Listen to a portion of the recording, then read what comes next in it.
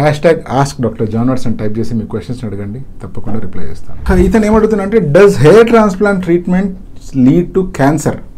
Are there any long term health risk associated with hair transplant procedures? Hair transplantation చేస్తే cancer ఏమైనా వస్తుందా?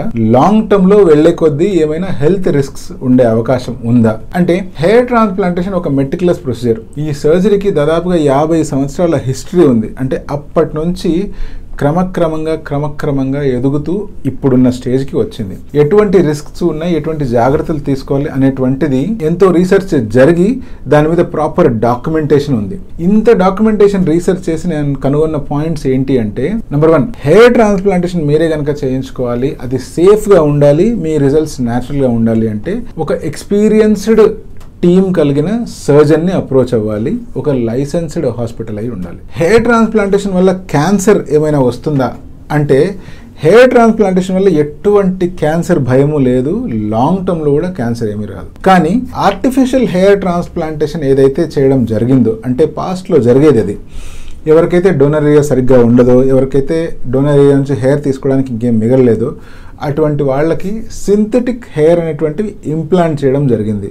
So ఒక period వరకు అది చాలా నడిచింది. ఆ సింథటిక్ హెయిర్ ఏవైతే ఇంప్లాంట్ చేస్తారో అటువంటి సింథటిక్ హెయిర్తో ఇంప్లాంట్ చేసిన వాళ్ళకి చాలా కొద్ది మందికి క్యాన్సర్ థ్రెట్ ఉంది అని తెలిసింది. సో అప్పటి నుంచి దాని మీద బ్యాన్ ఏర్పడింది.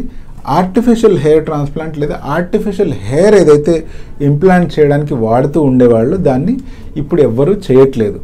సో ఈ థ్రెట్ గురించి, దీని గురించి ప్రాపర్గా స్టడీస్ రానంత వరకు అది బాగానే అందరూ ప్రమోట్ చేశారు. బట్ ఎప్పుడైతే స్టడీస్లో దీని గురించి బయటకు వచ్చిందో అందరూ ఇటువంటి ఆర్టిఫిషియల్ ఫైబర్ని సర్జరీస్కి వాడడం పూర్తిగా మానేశారు. సో ఆర్టిఫిషియల్ హెయిర్ ట్రాన్స్ప్లాంటేషన్ అయితే మాత్రం ఏదైతే సిలికాన్ ఫైబర్స్తో చేయడం జరుగుతుందో అది మాత్రం సేఫ్ కానే కాదు. ఇప్పుడు లాంగ్ టర్మ్లో హెయిర్ ట్రాన్స్ప్లాంటేషన్ చేస్తే హెల్త్ రిస్క్ ఏమన్నా ఉంటుందా అంటే, హెయిర్ ట్రాన్స్ప్లాంటేషన్ మనం చేసేటప్పుడు మనం తీసుకుంటున్న డోనర్ హెయిర్ ఏవైతే ఉంటుందో అది ఆటోలోగస్, అంటే మన ఓన్ డోనర్ హెయిర్ని తీసుకొని మన స్కాల్ప్ మీద ఇంప్లాంట్ చేస్తున్నాం.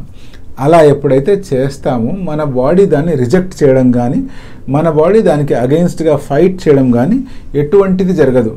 కాంట్రరీగా అదే ఒక కిడ్నీ ట్రాన్స్ప్లాంటో లేకపోతే లంగ్ ట్రాన్స్ప్లాంటో చేస్తున్నప్పుడు మనము ఈ పర్టికులర్ ఆర్గాన్ని వేరే వ్యక్తి నుంచి తీసుకుని రెసిపియంట్ బాడీలో ఇంప్లాంట్ చేస్తాం. కాబట్టి ఈ రెసిపియంట్ బాడీ ఆల్వేస్ ఆ డోనర్ ఇచ్చిన ఆర్గాన్ని బాడీ నుంచి బయటికి పంపించేయాలి అని చూస్తారు. ఎందుకంటే ఈ డోనర్ ఆర్గాన్ని రెసిపియంట్ బాడీ ఒక ఫారిన్ బాడీ లాగా చూసి దాని మీద కంటిన్యూస్ ఇమ్యూన్ అటాక్ చేస్తూనే ఉంటుంది.